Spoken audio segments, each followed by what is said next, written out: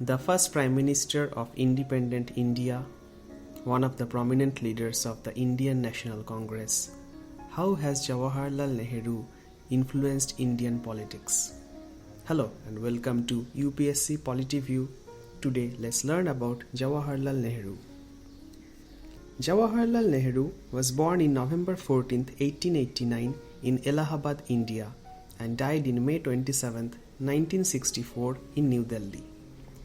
Jawaharlal Nehru was the first Prime Minister of independent India from 1947 to 1964. He established parliamentary government and became noted for his neutralist policies in foreign affairs. He was also one of the principal leaders of India's independence movement in the 1930s and 40s. Jawaharlal Nehru was born to a family of Kashmiri Brahmins noted for their administrative aptitude and scholarship, who had migrated to Delhi early in the 18th century. Jawaharlal Nehru was the son of Motilal Nehru, a renowned lawyer and leader of the Indian independence movement who became one of Mohandas Mahatma Gandhi's prominent associates. Jawaharlal was the eldest of 4 children, 2 of whom were girls. A sister, Vijaya Lakshmi Pandit, later became the first woman president of the United Nations General Assembly. Until the age of 16, Jawaharlal Nehru was educated at home by a series of English governesses and tutors. Only one of those, a part Irish, part Belgian theosophist, Ferdinand Brooks, appears to have made any impression on him. Jawaharlal also had a venerable Indian tutor who taught him Hindi and Sanskrit. In 1905, he went to Harrow, a leading English school, where he stayed for 2 years. Nehru's academic career was in no way outstanding. From Harrow, he went to Trinity College, Cambridge, where he spent 3 years earning an honours degree in natural science. On leaving Cambridge, he qualified as a barrister after 2 years at the Inner Temple, London, where in his own words he passed his examinations with neither glory nor ignominy. The 7 years Nehru spent in England left him in a hazy half-world, at home neither in England nor in India. Some years later he wrote, "I have become a queer mixture of East and West, out of place everywhere, at home nowhere." He went back to India to discover India. The contending pulls and pressures that his experience abroad were to exert on his personality were never completely resolved. 4 years after his return to India, in March 1916, Nehru married Kamala Kaul, who also came from a Kashmiri family that had settled in Delhi. Their only child, Indira Priyadarshini, was born in 1917. She would later also serve as Prime Minister of India from 1966 to 77 and 1980 to 84.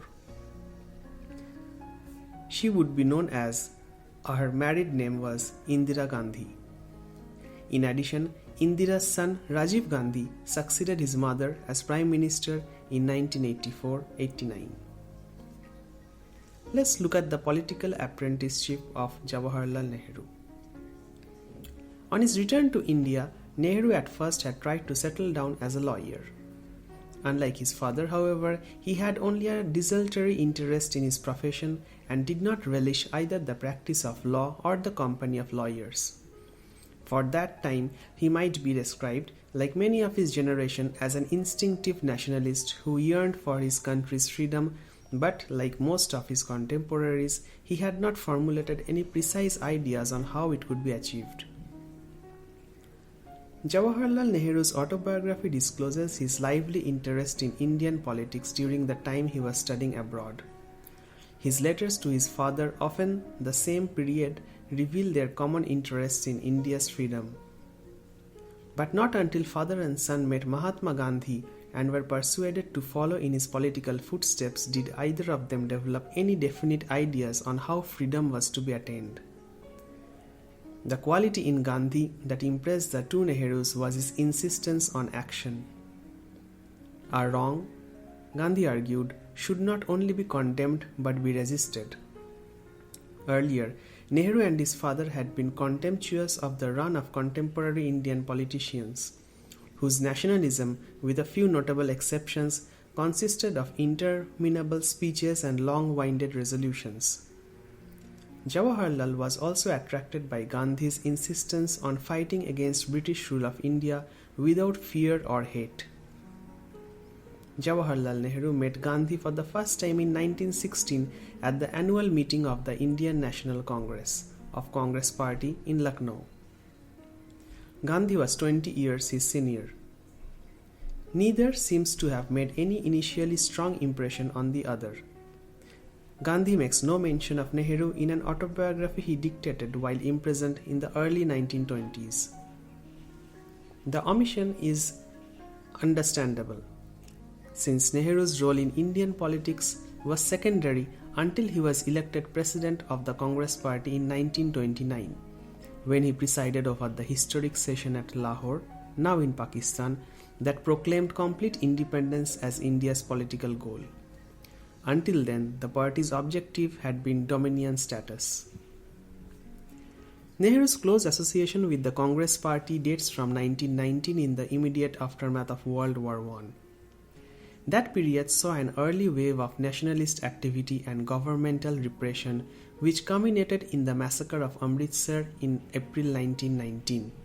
According to an official report, 379 persons were killed, though other estimates were considerably higher, and at least 1,200 were wounded when the local British military commander ordered his troops to fire on a crowd of unarmed Indians assembled in an almost completely enclosed space in the city.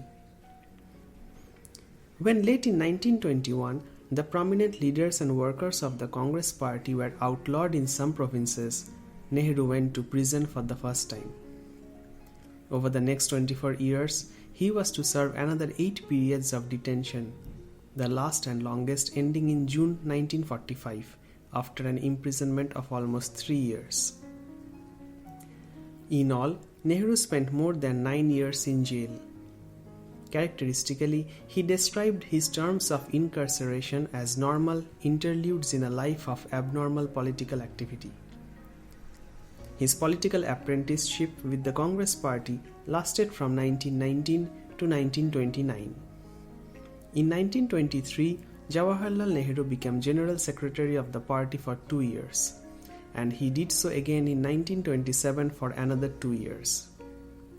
His interests and duties took him on journeys over wide areas of India, particularly in his native United Provinces, now known as Uttar Pradesh state, where his first exposure to the overwhelming poverty and degradation of the peasantry had a profound influence on his basic ideas for solving those vital problems. Though vaguely inclined towards socialism, Nehru's radicalism had set in no definite mold. The watershed in his political and economic thinking was his tour of Europe and the Soviet Union during 1926-27.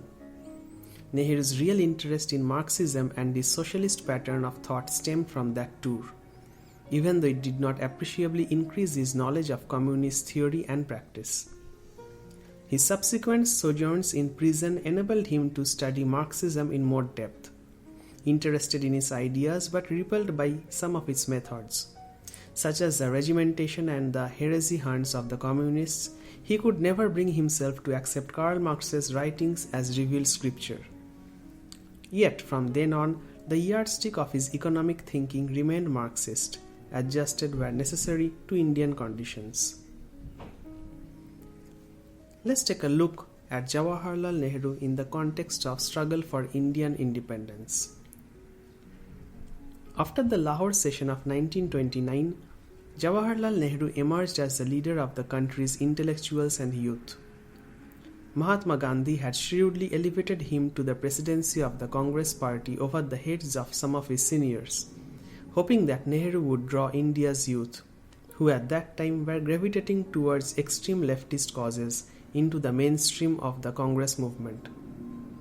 Gandhi also correctly calculated that, with added responsibility, Nehru himself would be inclined to keep to the middle way. After his father's death in 1931, Jawaharlal Nehru moved into the inner councils of the Congress Party and became closer to Gandhi. Although Gandhi did not officially designate Nehru his political heir until 1942, The Indian populace as early as the mid-1930s saw in Nehru the natural successor to Gandhi. The Gandhi-Irvin Pact of March 1931, signed between Mahatma Gandhi and the British Viceroy Lord Irwin, signalized a truce between the two principal protagonists in India. It climaxed one of Gandhi's more effective civil disobedience movements, launched the year before as the Salt March, in the course of which Nehru had been arrested. Hopes that the Gandhi-Irvin Pact would be the prelude to a more relaxed period of Indo-British relations were not borne out. Lord Willingdon jailed Gandhi in January 1932, shortly after Gandhi's return from the Second Round Table Conference in London. He was charged with attempting to mount another civil disobedience movement. Nehru was also arrested and sentenced to 2 years' imprisonment. The 3 roundtable conferences in London, held to advance India's progress to self-government, eventually resulted in the Government of India Act of 1935, which gave the Indian provinces a system of popular autonomous government. Ultimately, it provided for a federal system composed of the autonomous provinces and princely states. Although federation never came into being, provincial autonomy was implemented. During the mid-1930s, Nehru was much concerned with developments in Europe, which seemed to be drifting toward another world war. He was in Europe early in 1936, visiting his ailing wife, shortly before she died in a sanitarium in Lausanne, Switzerland. Even at that time, he emphasized that in the event of war, India's place was alongside the democracies, though he insisted that India could fight in support of Great Britain and France only as a free country. When the elections following the introduction of provincial autonomy brought the Congress Party to power in a majority of the provinces, Nehru was faced with a dilemma. The Muslim League under Muhammad Ali Jinnah, who was to become the creator of Pakistan, had fared badly at the polls. Congress, therefore, unwisely rejected Jinnah's plea for the formation of coalition Congress-Muslim League governments in some of the provinces, a decision that Nehru had supported. The subsequent clash between the Congress and the Muslim League hardened into a conflict between Hindus and Muslims that was ultimately to lead to the partition of India and the creation of Pakistan. Imprisonment during World War II. At the outbreak of World War II in September 1939, the Viceroy, Lord Linlithgow, had committed India to war without consulting the autonomous provincial ministries. The Congress Party's High Command withdrew its provincial ministries as a protest, but Congress's action left the political field virtually open to Jinnah and the Muslim League. Nehru's views on the war differed from those of Gandhi. Initially, Mahatma Gandhi believed that whatever support was given to the British should be given unconditionally and that it should be of a non-violent character. Nehru held that non-violence had no place in defense against aggression and that India should support Great Britain in a war against Nazism, but only as a free country. If it could not help, it should not hinder. In October 1940, Gandhi, abandoning his original stand, decided to launch a limited civil disobedience campaign in which leading advocates of Indian independence were selected to participate one by one. Nehru, the second of those leaders, was arrested and sentenced to 4 years' imprisonment. After spending a little more than a year in jail, he was released, along with other Congress prisoners, 3 days before the bombing of Pearl Harbor in Hawaii. When the Japanese carried out attacks through Burma, now Myanmar, to the borders of India in the spring of 1942, the British government, faced by that new military threat, decided to make some overtures to India. Prime Minister Winston Churchill dispatched Sir Stafford Cripps, a member of the British War Cabinet who was politically close to Nehru and also knew Jinnah, with proposals for a settlement of the constitutional problem. Cripps' mission failed. However, for Gandhi would accept nothing less than independence. The initiative in the Congress Party then passed to Gandhi, who called on the British to leave India. Nehru, though reluctant to embarrass the war effort, had no alternative but to join Gandhi.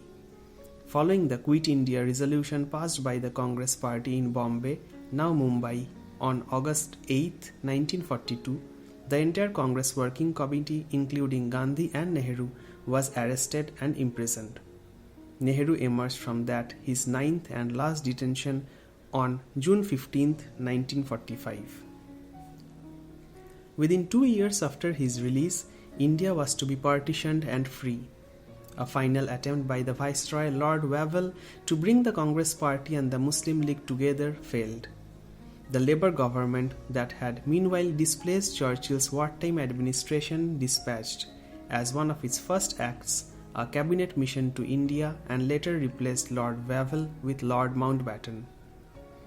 The question was no longer whether India was to be independent but whether it was to consist of one or more independent states. Hindu-Muslim antagonism, culminating in the late 1946 clashes that killed some 7,000 people, made the partition of the subcontinent inevitable.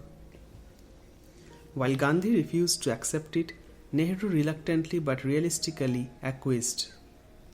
On 15 August 1947, India and Pakistan emerged as two separate independent countries. Nehru became independent India's first Prime Minister. Let's take a look at the achievements of Jawaharlal Nehru as Prime Minister.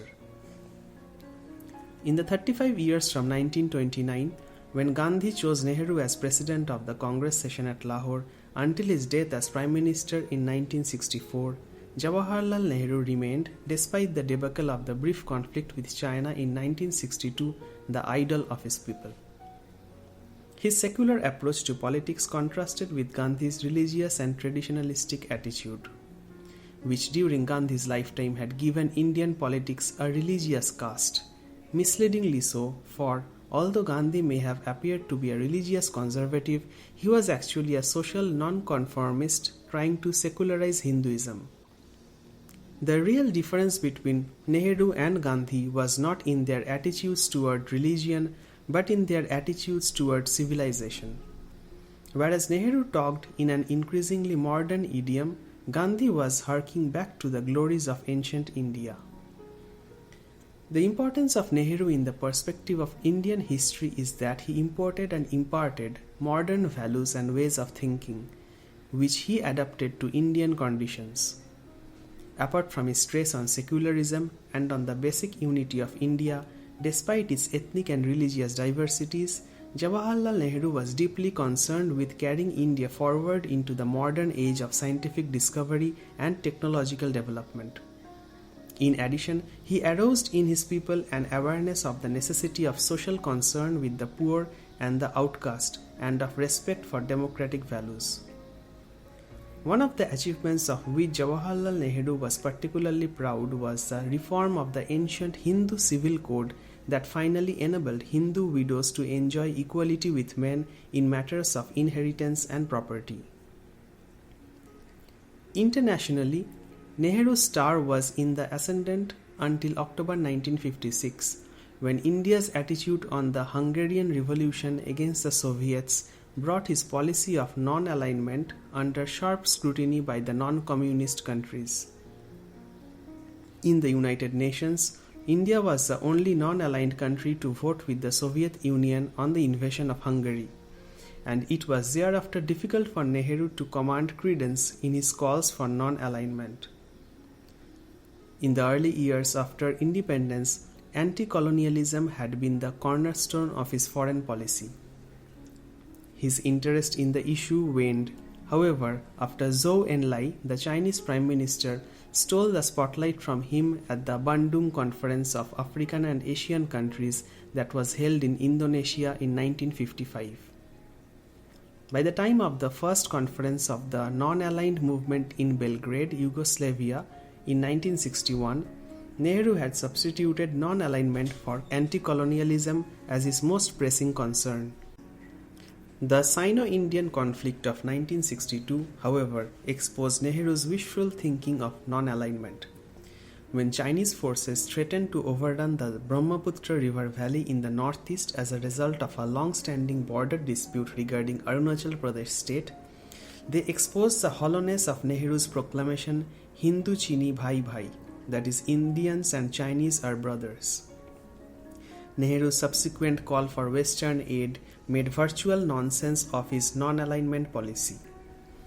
China soon withdrew its troops. The Kashmir region, claimed by both India and Pakistan, remained a perennial problem throughout Nehru's term as Prime Minister. In the months after the partition of the subcontinent in 1947, Jawaharlal Nehru made tentative efforts to settle the dispute between the two new countries, while Hari Singh, the Maharaja of Kashmir, decided on which country he would join. When Hari Singh chose India, however, fighting broke out between the two sides. The United Nations brokered a ceasefire line in the region, and Nehru proposed territorial adjustments along the line that failed. That demarcation became the line of control that still separates the India and Pakistani administered portions of the region. Nehru was more fortunate in his efforts to solve the problem of the Portuguese colony of Goa, the last remaining foreign-controlled entity in India. Although its military occupation by Indian troops in December 1961 raised a furor in many Western countries, in the hindsight of history, Nehru's action is justifiable. With the withdrawal of the British and the French, the Portuguese colonial presence in India had become an anachronism. Both the British and the French had withdrawn peacefully. If the Portuguese were not prepared to follow suit, Nehru had to find ways to dislodge them. After first trying persuasion, in August 1955, Jawaharlal Nehru had permitted a group of unarmed Indians to march into Portuguese territory in a non-violent demonstration.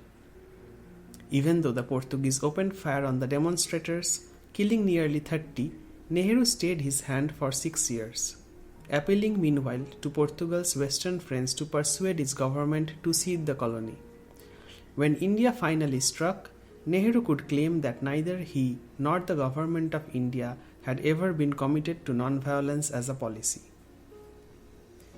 Nehru's health showed signs of deteriorating not long after the clash with China. He suffered a slight stroke in 1963 and a more debilitating attack followed in January 1964. Jawaharlal Nehru died a few months later from a third and fatal stroke. The legacy of Jawaharlal Nehru. While consciously assertive in his Indianness, Nehru never exuded the Hindu aura and atmosphere clinging to Gandhi's personality. Because of his modern political and economic outlook, Jawaharlal Nehru was able to attract the younger intelligentsia of India to Gandhi's movement of non-violent resistance against the British, and later to rally them around him after independence had been gained. Nehru's Western upbringing and his visits to Europe before independence had acclimatized him to Western ways of thinking. Nehru did not conceal his differences with Gandhi on many basic social, economic and political issues. He did not share Gandhi's aversion to industrialization, and he saw to it that India's early 5-year plans after independence were geared toward heavy manufacturing. If Jawaharlal Nehru accepted Gandhi's non-violence, he did so not as a matter of principle, but because he regarded non-violence as a useful political weapon and the right policy for India under the prevailing political conditions. Of all the leaders of the Congress party, including Gandhi, Nehru alone had given serious thought to India's place in the world community. That enabled him not only to educate the Indian populace on foreign affairs before independence, but to project his own views on Indian foreign policy when freedom came. If Gandhi made Indians aware of India, Nehru made them also aware of others. When India achieved independence, the image it presented to the world was really Nehru's image. In the early years of Indian nationhood, the world identified India with Nehru. Throughout his 17 years in the Prime Minister's office, he held up democratic socialism as a guiding star. emphasizing that India needed to achieve both democracy and socialism. With the help of the overwhelming majority that the Congress party maintained in the parliament during his term of office, he advanced towards that goal. The four pillars of his domestic policies were democracy, socialism, unity, and secularism. Jawaharlal Nehru succeeded to a large extent in maintaining the edifice supported by those four pillars during his lifetime. Let's listen to the Independence Day speech of 1947 by Jawaharlal Nehru.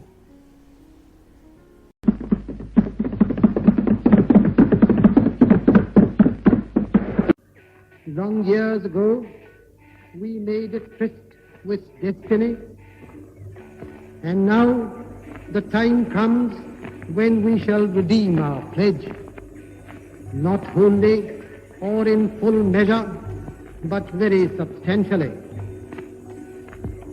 At the stroke of the midnight hour, when the world sleeps, India will awake to life and freedom.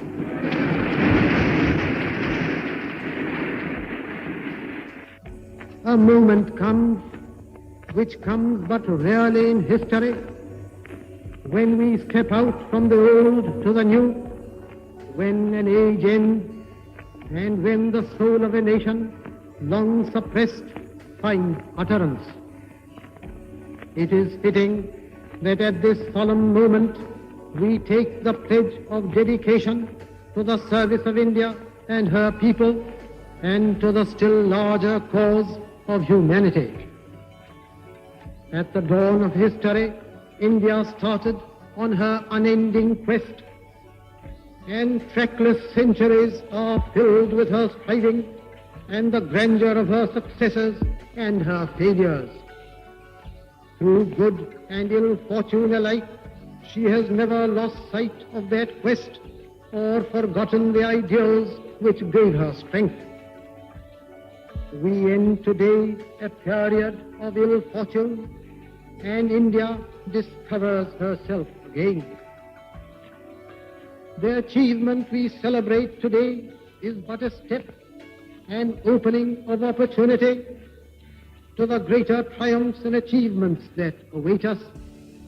Are we brave enough and wise enough to grasp this opportunity and accept the challenge of the future? Freedom and power bring responsibility. That responsibility rests upon this assembly, a sovereign body representing the sovereign people of India. Before the birth of freedom, we have endured all the pains of labor, and our hearts are heavy with the memory of this sorrow. Some of those pains continue even now. Nevertheless, the past is over, and it is the future that beckons to us now. That future is not one of ease or resting, but of incessant striving, so that we might fulfill the pledges we have so often taken and the one we shall take today. The service of India means the service of the millions who suffer. It means the ending of poverty and ignorance and disease and inequality of opportunity. The ambition of the greatest man of our generation has been to wipe every tear from every eye. That may be beyond us, but so long as there are tears and suffering, so long our work will not be over. And so we have to labor and to work hard to give reality to our dreams. Those dreams are for India, but they are also for the world, for all the nations and peoples are too closely knit together today for any one of them to imagine that it can live apart. Peace has been said to be indivisible, so is freedom, so is prosperity now, and so also is disaster in this one world that can no longer be split into isolated fragments. To the people of India, whose representatives we are, we make appeal to join us with faith and confidence in this great adventure. This is no time for petty and destructive criticism, no time for ill will or blaming others. We have to build the noble mansion of free India where all her children may dwell.